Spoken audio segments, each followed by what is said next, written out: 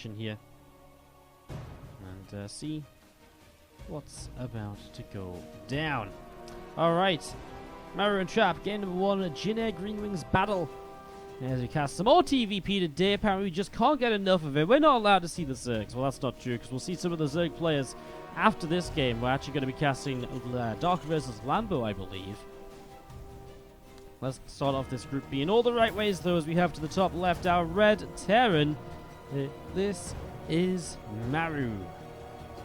Not every day you get to cast Maru, is it? As we have got to the bottom right-hand side, our blue Protoss player. Give it up if you're cheering on Trap.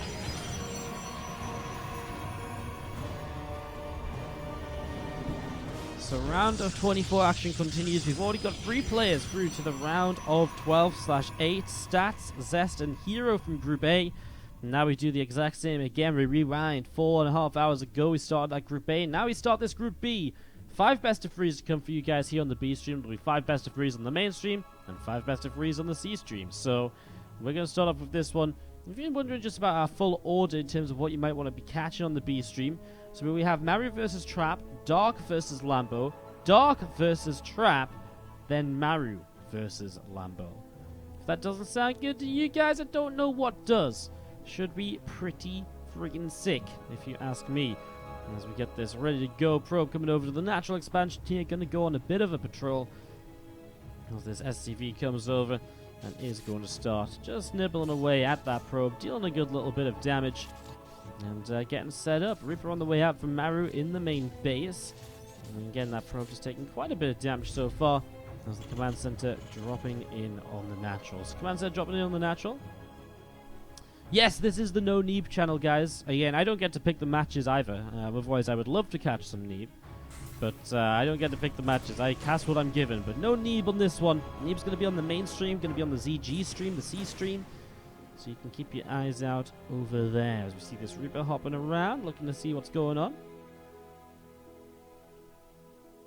Just trying to see what's up in these early stages of game number 1. Reaper being pretty passive staying at home though. Maru doesn't send anything across the map. And this is very typical of Maru. He's a very, in a way, he's a very arrogant player in how he plays. He will play without scouting because he believes he can just hold anything anyways. He'll play with less information than he could because he just wants everything he can to put into his economy to build up because again, he just believes he can defend no matter what anyways. So Maru is just such a big believer in himself. Maybe arrogance not the right word because it comes off in a more negative tone than it should be. He just really believes that he is really good. As we do see the Reaper heading down to the bottom right side of the map. So Reaper heading across as we do see the pylon dropping in from Trap on the natural expansion. And the Reaper hops up into the main base to get that scouting info. It's a Twilight Council opening, which means that Trap here opening into most likely the Blink, of course. As the Adept trying to come around. And the Warp Gate's still only about halfway done. Reaper has lots of locations to get out of the main base, though, here on King's Cove. Compared to some maps which have no Reaper hop-up spots, this map has an entire ledge of Reaper hop-up spots. It's one of the weaknesses of the map in terms of it's a vulnerable position. But it's made up for by the fact you take your third base, which is very easily taken, in front of this, which then naturally protects this area anyways. So it's actually quite a cool little design, as we do see the 2 gates coming up at the front. So just really building in towards those Blink Stalker numbers as the starport goes into a tech lab here as well. We'd be expecting maybe a Raven out of Maru. It sort of suits his style of being a little bit aggressive early game and then kind of pushing through and then transitioning into more macro focus after that. I mean, Cloak Banshee wouldn't be impossible either, as the Reaper actually picked up 2 probe kills. Nicely done. Cloak Banshees is something that Maru would play with as well. I just feel like Maru though will love those pushes, get aggressive, just start showing off your micro early while macroing behind it, and going from there.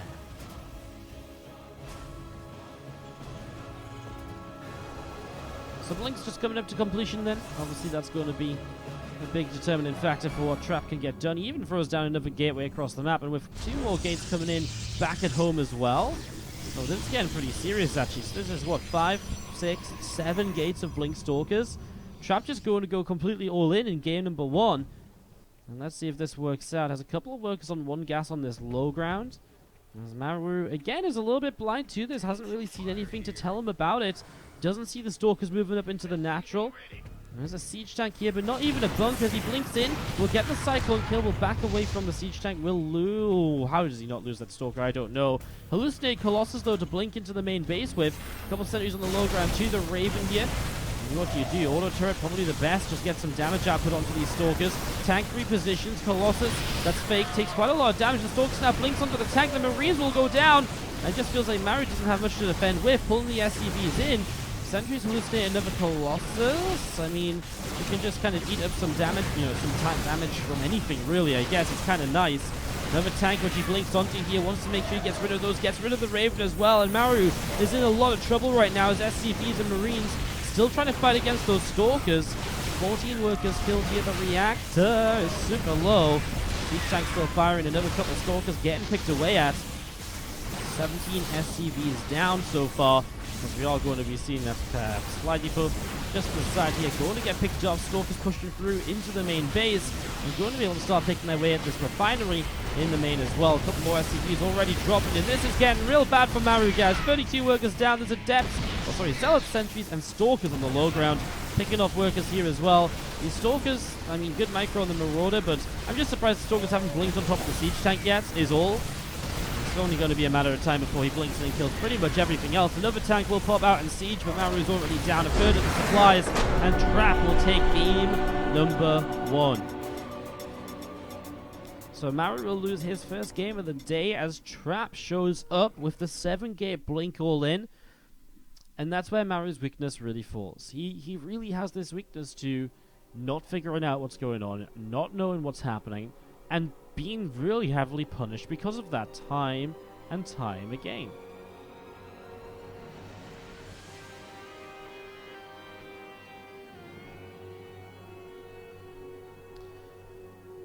Just getting this started in a moment or two as we have Trap Maru on Port Alexander is about to begin.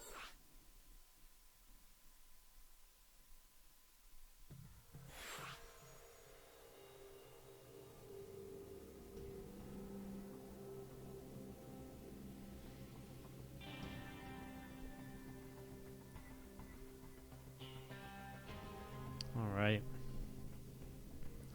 Couple of moments.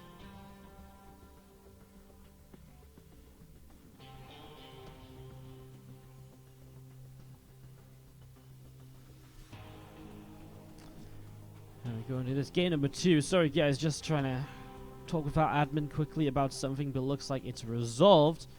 Well, you guys believing in the Maru now just gonna go 10-1 in maps. Fair enough. I don't blame you. I don't think it's impossible. Boy, Maru is, he's pretty good, you know. He's pretty good. As we are waiting to jump into this in just a few moments. Game number 2. Any second now. Any second.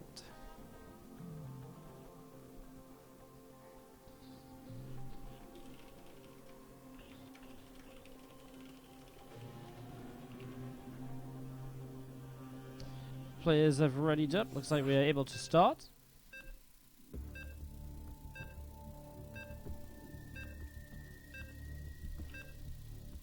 Let's jump into this, see how things will end up here. As we jump on into game number 2. Again, Maru just dying pretty quickly in game number 1. A 6-minute game, Trap, 7 gates, Blink Stalkers. Maru didn't even have a bunker at the front of the natural. I mean, there's a point where you just gotta say, I was a bit too greedy, I was a bit too lax about what my opponent was doing. And it really did cost him already, as we have to the top left-hand side. Our Blue Terran player, this is Maru.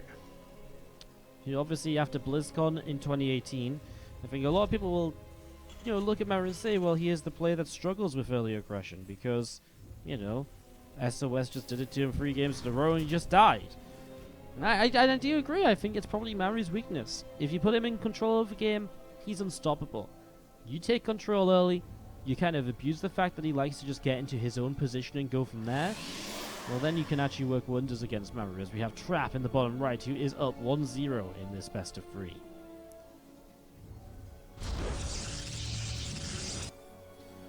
Trap series win against Maru here already would be pretty awesome.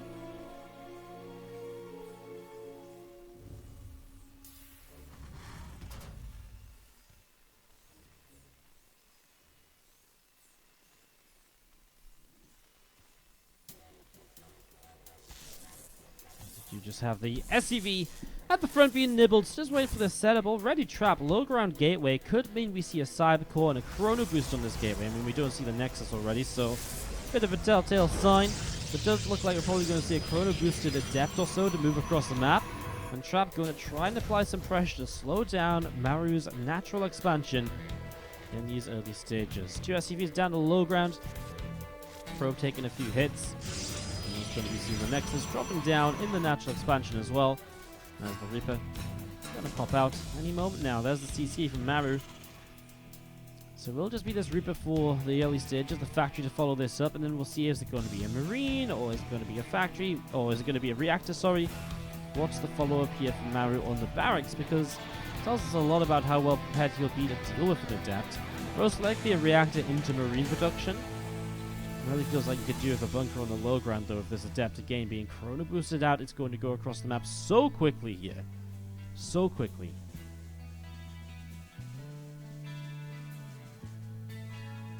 First Adept pops out, second Adept being chrono boosted, and the Reaper from Maru is moving through. Oops, for some reason we just slowed down a little bit there, didn't we? A little bit jumpy. Do you see the Reaper moving through the center towards the right hand side? This Adept starting to scout up into the left as well. Again, Reaper just passing that Adept by. Does get a connection off, and is able to pick up that Reaper, another shot onto that Reaper. Command center abandoned by the SCV, so the SCV runs up into the main. Maru not even going to give him the SCV kill here. That's how serious he's been about this attack. He just has to wait for the Marines and the Hellion. He should be in a little bit of a better spot to defend. Second Adept showing up in a moment, though, as the Reaper currently kiting the first one. Obviously, Reaper does have better range than an Adept, so if you kite correctly, you can theoretically kill an Adept. But of course, then the Adept has the shade to get closer to the Reaper, and becomes a bit more dangerous. As the Adept got pulled away there, Maru will take the opportunity to get that command center finished. Hellion now will be chased. Keeps it alive, though. Great control across these units here. Oh my god, now Hellion just survives as the Adept shades away. Great control with the first early few units from Maru. And this is, I mean, that's the sort of thing we expect from Maru. Really impeccable control, really great positioning. Just really kind of questions how he's able to keep so many units alive at times. Starport builds up the tech lab as the Cyclone's on the way. The Reaper from Maru on the way across as well, just trying to pick up some information, perhaps anything from this Reaper. It's at the point in the game where it's not going to do much else. You know, it doesn't need, isn't really needed at home for defense. As that was a good pylon block. Wow, great pylon block. And nice, the Reaper Scout. These guys are starting to bring a level of play to Katowice that we expect to see at Katowice. Trap last year, round of 8 player, dropping down to Cyril, which was of course a big loss for him, but it was, of course, a big run for Cyril in the end, too. It was a 5-game series, that one. And then, of course, Maru last year dropped in the semi-finals against Rogue after being up 2-0, that reverse sweep. Maru was looking unstoppable as well, and then Rogue was just like, actually, you know what? I actually kind of want to win this tournament. And so he did. Took down Maru 3 games in a row after that. And then, obviously, just sweeped the finals as well last year against Classic, who unfortunately couldn't make it out this year. Wasn't allowed to travel, and so, unfortunately, not allowed to travel for some reason. Not sure why. Classic was not part of the open bracket as originally planned. Nexus dropping down on the third base. Couple of shield batteries coming up. The engineering bay from Maru finishing up behind the natural mineral line, and the +1 attack upgrade getting started. A few Phoenix they want to get in here and pick up an arena too. And that's gone into again, more than just a couple of these. So a few Phoenix already coming out. Marines and Cyclone able to then push them away out down the bottom left-hand side. +1 attack upgrade coming in on the engineering bay. And Trap still moving back into the middle of the map.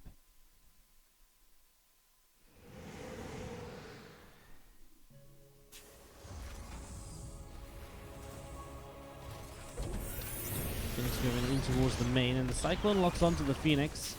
Doing a good little bit of damage. Again, more Marines of Maru coming down to the low ground. The third Nexus of Trap. Set up over here as well, as we do just have the Twilight Council, the Forge. Continue to come into play. Extra gateways from Trap continue to come down. 2 more gates here as well. Ready to set up in the main. We are going to be seeing this sentry just finishing warping in as well. So 5 more gates coming in total. As Trap with a few Phoenixes and Oracle up to the top side. Charge coming in, +1 armor coming in. Maru has these Marines in the Cyclone. Ready to party if the Phoenix, the Oracle, moving back through the center. It's a passive few moments here as Maru builds up this 2-base attack.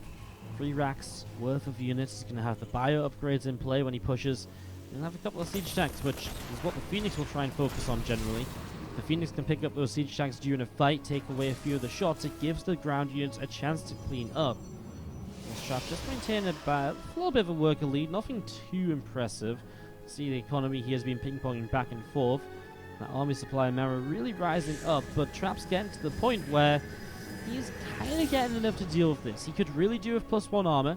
He could really do with charge. In fact, I'd say charge is almost an essential upgrade here to be able to truly fight this. And how far away is that now? What, like 15, 20 seconds? Not far. The stasis ward only catches the Cyclone and one of the Marines. A few little mines mixed in. They'll even make charge difficult to kind of justify. So here we go. The charge is forwards. Well, I mean, the Widow Mine's getting lifted up. The Phoenix get blown up, but they do friendly fire the bio on the ground just a little bit here. All of those Widow Mines cleaned out now. There's one Widow Mine left in the back. And the Phoenix are still around as well to chase down the Medivacs. Another Widow Mine connection. Oh my god, those Phoenix are so low. Flies through, kills the Medivacs though, and Trap just pushing straight through this army. Brilliantly done so far by Trap. He charges to pick up 2 more Marauders. Some extra units are here. Widow Mines will just get the first Zealot. And Trap realizes maybe he shouldn't keep pushing forward. Should instead take a moment or two to chill out. He did lose a lot of his Phoenix, which is very costly for him. Another Zealot or 2 charging forwards. And the Marines already dropping down there. +2 armor on the way, so really just focusing on the Zealot numbers. The armor upgrade is so good for Zealots because obviously they're usually taking damage as their melee units, and so they really benefit from just being even tanky, and it makes it so difficult for the Terran to move through that forward Zealot line and in towards kind of the back line of Stalkers, although not even Blink here from Trap. You'd imagine that would come up now that the charge has finished upgrading, just because because it is very gateway heavy. There we go, he starts it now, just took a few moments. Revelation on the army as the Phoenix number rising up as well. The Phoenix very useful in this fight at multiple stages. First of all, they dive on top of the army, and the friendly fire of the Widow Mines is absolutely huge. And then after that, we have the Phoenix able to pick off Medivacs as well. And if there was a couple left over, they could have given chase and lifted a couple units too. Unfortunately, there wasn't in this situation because they were so low on hit points. But I mean, it was a great use of the Phoenix from Trap, and you can understand why he's interested in building a few more once again. And as we do see the +2 armor, +1 air weapons, all setting up now. Maru is going into a different stage of the game for himself. He's getting Liberators on the way out. So he's got 2 of those already coming up in production. He's going to have a few Widow Mines. He's continuing to add on Widow Mines. We saw that before, but he's got a lot more now than before. And the Ghosts are coming in as well.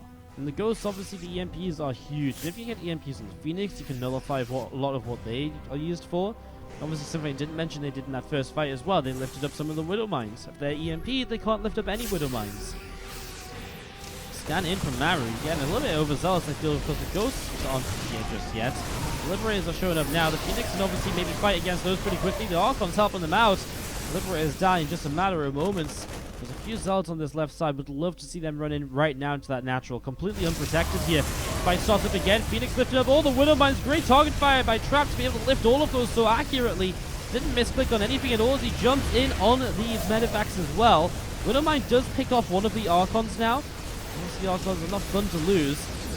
Let's now here scan for the Observer. Still those Zealots could have been in the natural, shutting down reinforcements and so on at this point, but hasn't been. Oh no, the Observer flies into a scan.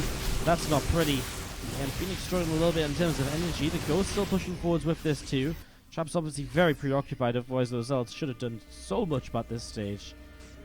As soon as it takes a moment to remember those, they are going to be absolutely huge here, as we have got Arnie pressing forwards, the revelation from the Oracle. There he goes, Zealots into the natural now. Again, it should be good. It should get quite a lot of damage done, and it mostly stops reinforcements coming across the map, right? And if it just slows down reinforcements here for a moment or two, it just stops what has been quite a rally push coming in. Nice lift on the Ghost. Oh my god, the Phoenix flies in, and the Widow Mine friendly fire is huge once again. It's going to happen once more. Oh my god, the single Phoenix control Trap. What a god.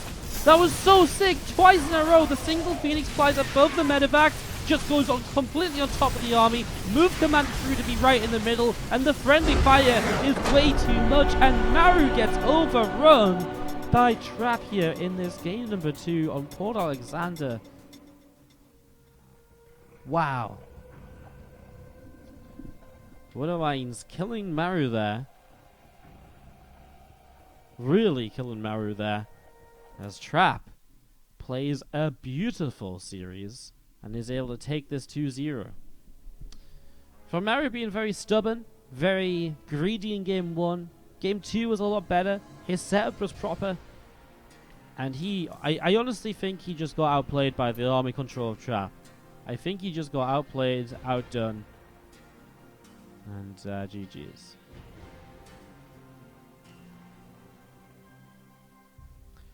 Alright.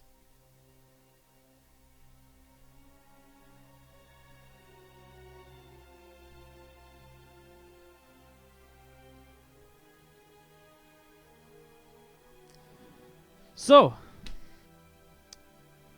we are going to be getting ready for our next series very soon. I'm just trying to check what's going on. So Lambo and Neeb are currently in-game over on the main stream. On the C stream, Zombie Group is out of game. Looks as though they've... I think it looks as though they're just going in towards the game 3 actually at the moment. So it looks like Lenok and Dark are going to the third game as well. It's pretty interesting. Well, our first game of Group B is over and done with, guys. What we are going to be doing is taking a quick little break and waiting for our next series. Now, our next series is scheduled to be... just double check this. Our next series is scheduled to be Dark versus Lambo. So, with Dark versus Lambo coming up, that means we've got to at least wait for Lambo to finish on the mainstream, which might be a little while. So, we'll take a quick little break, and we'll be back as soon as we can be with Dark versus Lambo. But until then, obviously go check out the other streams. Enjoy the rest of the StarCraft going on here, guys, in the Intellect Stream Masters Katowice 2019.